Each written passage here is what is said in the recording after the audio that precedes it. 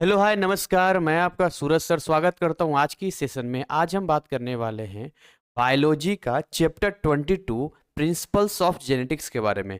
बड़ा ही interesting chapter है और इसमें हमें बहुत सारी ऐसी बातें जानने को मिलेगी। कैसे कोई बच्चा मेंटल डिसऑर्डर से प्रॉब्लम होता है, कैसे किसी का कलर ब्लाइंडनेस होता है, कैसे अलग अलग प्रकार के बच्चा जो जन्म लेता है उसमें डिफेक्ट होता है, तो वो एक्चुअली क्यों होता है, क्या उसके पीछे कारण होता है, वो सारी बातें इस आज के वीडियो में हम करने वाले हैं। उम्मीद करेंगे, आई होप कि आप इस आज के इस सेशन को एंजॉय करेंगे, अच्छे से पढ़ेंगे। बाकी हमारा तो खैर बायो का पूरा कोर्स है ही है, जिसमें आप बाकी के लेक्चर्स भी आराम से देखते हैं और बाकी जो जिन्होंने नहीं लिया वो लेकर पढ़ सकते हैं। तो खैर एनीवे, देखिए हम आपको सबसे पहले लेकर आते हैं इस पे। ध्यान से देखिए, तो अगर मैं आपको लेकर आऊं, ये आपने इस तरीके का जो सेल है वो आपने देखा होगा। बेसिकली हम लोग एनिमल सेल की बात कर रहे हैं। तो जो जंतु कोशिका होता है उसके अंदर में एक न्यूक्लियस होता है, ये बाउंड्री होती है, ठीक है ना।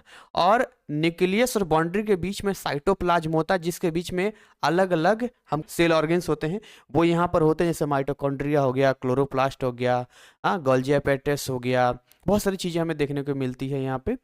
तो अब उनमें से जो हमारा टारगेट होगा वो हम माइटोकॉन्ड्रिया के बारे में जानेंगे, क्लोरोप्लास्ट के बारे में जानेंगे, सारी चीजें जानेंगे। लेकिन अगर हम थोड़ा सा अगर बेसिक प्रिंसिपल्स की बात करें, तो बेसिक प्रिंसिपल में कुछ पॉइंट हम लोग एक बार देख लेते हैं। जिसमें सबसे पहला पॉइंट है कि ट्रेट। ट्रेट का मतलब जानते हैं क्या होता है? अगर हम ट्रेट की बात करते हैं तो बेसिकली जो ट्रेट होता है उसको लक्षण कहते हैं हिंदी में। क्या बोलते हैं? लक्षण, जो देखने को मिलता है। तो जो ट्रेट्स होता है या हम बोल सकते हैं कि जो आपका जो कैरेक्टर्स है are passed on from one generation to the next generation. So एक जनरेशन से अगले जनरेशन में वो क्या होता है? ट्रांसफर होता है। ठीक है, ये साइंस है, पूरी तरह साइंस है यहाँ पे। दूसरी चीज, the traits of an organism are controlled by genes. तो ये जो ट्रेट होते हैं, जो लक्षण होते हैं, जो एक जनरेशन से दूसरे जनरेशन में जाते हैं, ये कौन कंट्रोल करता है इनको? तो जी इनको जो कंट्रोल करने वाला है वो जीन है। अब जीन के बारे में, डीएनए क्या होता है, जीन क्या होता है, क्रोमोसोम क्या होता है, ये सारी चीजें हम यहाँ पर आपको हम डील करने वाले हैं। थोड़ा सा पेशेंस रख के पढ़ाई करते रहिए। अब देखिए हम आगे बात करते हैं ऑर्गेनिज्म में। जो भी ऑर्गेनिज्म है, इनहेरिटेड जीन्स इन पेयर्स। देखिए जो जीन्स होते हैं वो क्या होते हैं? पेयर्स में होते हैं, ठीक है ना। तो अब यहां पर हमें देखना होगा कि एक जीन मिलता है मदर से, एक जीन मिलता है फादर से, यानी one gene from each parents, ठीक। Some genes are dominant. कुछ ऐसे होते हैं जो डोमिनेंट मतलब उसके इफेक्ट, उसका जो भी चीजें देखने को मिलती है। बट कुछ ऐसे होते हैं जो हमें नहीं दिखता है, जिसको हम लोग रिसेसिव बोलते हैं। आगे इसका यूज वगैरह हम लोग करेंगे। And dominant genes hide recessive. Dominant वाला क्या करता है? रिसेसिव वाले को छुपा देता है, जब दोनों ही both are inherited by an organism. तो अभी हम आगे देखेंगे और अच्छे से समझते हैं। हम सबसे पहले पढ़ेंगे माइटोकॉन्ड्रियल इनहेरिटेंस के बारे में पढ़ेंगे। क्या पढ़ेंगे? Mitochondrial inheritance. इसको हम लोग मैटरनल इनहेरिटेंस के नाम से भी जानते हैं। क्यों इसको मैटरनल इनहेरिटेंस बोलते हैं, कैसे होता है, लेकिन उससे पहले कुछ बेसिक चीजें। तो हमारा जो बेसिक है यहाँ पे, हमारा अगर हम बेसिक की बात करते हैं, ठीक है, देखिए सबसे पहले यहाँ पर हम जानेंगे इस जीन के बारे में, ठीक है। अरे तो गड़बड़ हो गया। ब्रूस कर दे, यहाँ पे ऑप्शन है, होना चाहिए ऑप्शन ब्रूस करने का। यहाँ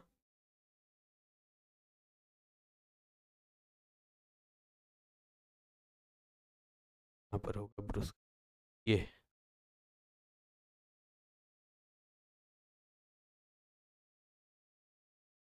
खैर नहीं पे छोड़ो। देखो यहाँ पे, तो यहाँ लिखा है जीन। सबसे पहले समझते हैं कि जीन क्या होता है। देखिए segments of DNA that carry genetic information are called genes. DNA क्या होता है? एक मॉलिक्यूल होता है। आप स्ट्रक्चर इस तरीके से बना हुआ देखते हैं, है ना, हेलिकल फॉर्म में होता है। तो अब वो जो फॉर्म देखते हैं इसको डी ऑक्सीराइबो न्यूक्लिक एसिड बोलते हैं। तो अब इसमें क्या होता है कि हमें यह समझना होगा कि ये जो डीएनए है वो डीएनए से मिलकर बना होता है जीन, और उसके पास जो इंफॉर्मेशन होता है कि भाई माँ बाप के गुणों को बच्चों में ट्रांसफर किया जाएगा। यानी अगर एक सवाल आपसे पूछा जाए कि is gene bigger than DNA, क्या जीन जो है डीएनए से बड़ा होता है, तो जवाब क्या आएगा आप बताइए। तो पहले समझिए कि अगर हम लोग न्यूक्लियस की बात करते हैं, न्यूक्लियस के अंदर धागा धागा जैसा इस तरीके से हमें दिखाई देता है। क्या दिखाई देता है? तो धागा धागा सा हमें दिखाई देता है अपना क्रोमोसोम। क्रोमोसोम किससे मिलकर बना होता है? जीन से। बहुत सारे जीन मिलते हैं तो क्रोमोसोम बनता है। और ये जीन किससे मिलकर बना होता है? डीएनए से। यानी कि डीएनए सबसे छोटा हो गया, इसके मिलने से जीन बनेगा और जीन के मिलने से फिर क्रोमोसोम बनेगा जो न्यूक्लियस के अंदर होता है, और वहीं से हमारा क्या होता है? इंफॉर्मेशन को आगे बढ़ता है। लेकिन हमारे माइंड में एक होता है डाउट कि ठीक है, खाली क्रोमोसोम के पास ही डीएनए है, क्रोमोसोम के पास जीन है, क्योंकि जीन के पास डीएनए है तो केवल इसी के पास जेनेटिक मटेरियल है। बट ऐसा नहीं है। न्यूक्लियस के बाहर यानी बाउंड्री और न्यूक्लियस के बीच में अगर हम लोग देखेंगे तो हमें दो और मिलेगा, माइटोकॉन्ड्रिया और क्लोरोप्लास्ट। इनके पास भी कुछ डीएनए के पार्ट होते हैं। हेलो, इनके पास भी क्या होता है? डीएनए होता है। अब जब इनके पास डीएनए होता है तो अपना खेल तो शुरू करेगा। तो बेसिकली इनका जो डीएनए है वो काम कैसे करता है, अगर हम इस पे बात करें तो इसको समझिए थोड़ा सा, ठीक है? इसको समझिए। अगर आपको बताएं यहाँ पे कि ये माइटोकॉन्ड्रिया, ये क्लोरोप्लास्ट है। अब ये दोनों चीजें जाइगोट को कहां से मिलता है? अगर मैं यहां लिखता हूं जाइगोट, तो भैया अगर ये जाइगोट है तो भ्रूण कहते हैं, जो बेबी फॉर्मेशन अब इसी से होता है। ये दोनों चीजें मिलती है मदर से, और जो मदर का एग होता है, अंडाणु होता है, उससे मिलता है। क्या मिलता है? उसको माइटोकॉन्ड्रिया भी मिलता है और उसको क्लोरोप्लास्ट भी मिलता है। इसका मतलब ये हुआ कि भैया न्यूक्लियस से जो होगा वो तो होगा ही होगा, लेकिन माइटोकॉन्ड्रिया और क्लोरोप्लास्ट भी आपके पिछले जनरेशन से नए जनरेशन में, क्योंकि डीएनए इनके पास है, तो इंफॉर्मेशन को आगे शेयर करेंगे, बढ़ाएंगे। ठीक। अब क्योंकि इस तरह की चीजें हमें देखने को मिलती है कि मदर के एक से मिल रहा है, इसी वजह से इसको हम लोग मैटरनल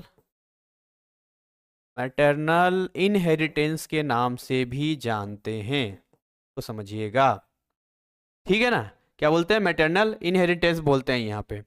अब इन्हीं, अगर हम इनके डीएनए की बात करते हैं या इनके हम लोग क्रोमोसोम्स जो भी अगर हम बात करेंगे, डीएनए मटेरियल की बात करते हैं, इनमें इनमें कहीं कोई डिफेक्ट आ जाता है तो वहां पर दिखने को मिल जाता है। अभी हम पढ़ेंगे, अलग अलग तरह का डिफेक्ट पढ़ेंगे, है ना? अलग अलग तरह का डिफेक्ट हम लोग पढ़ेंगे। तो एक तो हमने आपको मैटरनल इनहेरिटेंस यानी माइटोकॉन्ड्रिया बताया। अभी इसके और है, खाली इसी पर थोड़ी ना है भाई। जब डीएनए ट्रांसफर हो रहा है, डीएनए मतलब डीऑक्सीराइबो न्यूक्लिक एसिड है, तो वो क्रोमोसोम से भी होगा, माइटोकॉन्ड्रिया से भी होगा, क्लोरोप्लास्ट से होगा। But it's a special case, जब माइटोकॉन्ड्रिया और क्लोरोप्लास्ट से होगा तो मैटरनल इनहेरिटेंस कहलाएगा। इसके अलावा अगर कहीं और से होता, कहीं और, तो फिर एक ही विकल्प बचता है, न्यूक्लियस, न्यूक्लियस के पास क्रोमोसोम, क्रोमोसोम के अंदर जीन और जीन के अंदर डीएनए। तो वहां भी कहीं ना कहीं डिफेक्ट देखने को मिलता है। आपने पढ़ा है ना कि जो मेल होते हैं उनके पास जो होता है कैसा क्रोमोसोम पाया जाता है, तो उनके पास जो पाया जाता है एक्स बाई, और जो फीमेल होता है उसके पास एक्स एक्स होता है। पढ़ा है ना ये सारी चीजें? तो भाई ये सारी चीजें अगर आपने पढ़ी है तो उसमें आपने ये भी पढ़ा है कि जब दोनों का क्रोमोसोम मिलता है तो उसमें से चांसेस होते हैं लड़का होने का भी, लड़की होने का भी। ये सारी चीजें आप जानते हैं। तो उसी में एक पार्ट हमने यहाँ पर आपका कवर किया है, मैटरनल इनहेरिटेंस। कैरियोटाइप क्या होता है? अगर हम बात करते हैं arrangement of chromosomes on the basis of their size and location of centromere.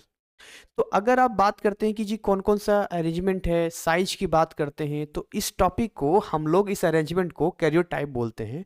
इस प्रोसेस को कैरियोटाइपिंग के नाम से जानते हैं।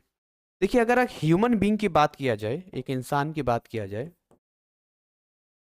अगर हम लोग ह्यूमन बीइंग की बात करें तो यहाँ पर जो है 46 क्रोमोसोम्स पाए जाते हैं। वही जो क्रोमोसोम्स मैंने बताया तो धागे धागे से होता है न्यूक्लियस के अंदर, 46 क्रोमोसोम्स होते हैं। क्योंकि ये पेयर में होता है, करेंगे आधा करेंगे तो 23 पेयर्स। इसके टाइप कितने होते हैं? तो ये 7 टाइप होता है, 7 प्रकार का होता है ये। देखिए किस बिहाफ पे, एक तो साइज के बिहाफ पे हम बोल रहे हैं, और एक हम बोल रहे हैं पोजीशन या लोकेशन, जो बोलिए, पोजीशन ऑफ सेंट्रोमियर। ठीक है ना? तो ये अपना पूरा सिस्टम है कि भाई 23 है। इसमें हम पढ़ेंगे आगे कैसे कैसे जो है आगे ट्रांसफर होता है, तो डिफेक्ट होता है तो दिक्कत आती है। ये सारी चीजें हम लोग जानेंगे यहाँ पर। साइज में क्या हिसाब किताब है इसका? तो साइज में देखिए ऐसा है कि बड़ा भी होता है, अगर हम बनाएंगे तो हमारा बड़ा भी बनेगा कोई इस तरह का, तरीके से बनाएंगे तो देखिए बड़ा बड़ा भी बनेगा इस तरीके से, और इसका जो है छोटा भी बनेगा तरीके से ही बनेगा, इसका छोटा बनेगा।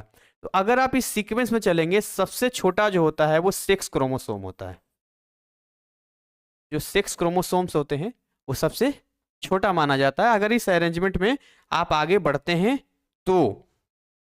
ठीक है, और बाकी तो सारी चीजें मैंने आपको बता ही दिया है कि यहाँ पर क्रोमोसोम कितने होते हैं, तो टोटल 46 क्रोमोसोम्स होते हैं, जिसमें 23 पेयर हमें देखने को मिलता है। और बाकी हम देख लेते हैं, कई बार इसमें डिफेक्ट हम पढ़ेंगे आगे कैसे कैसे होता है, तो फिलहाल आप इतना ही समझिए।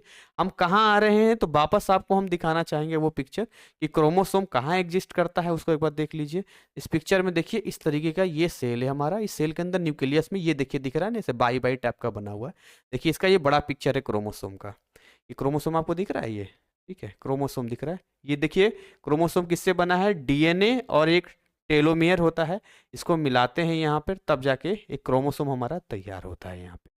तो इस तरीके का है, बाकी आगे हम आगे के पार्ट में देखेंगे बाकी चीज़ें।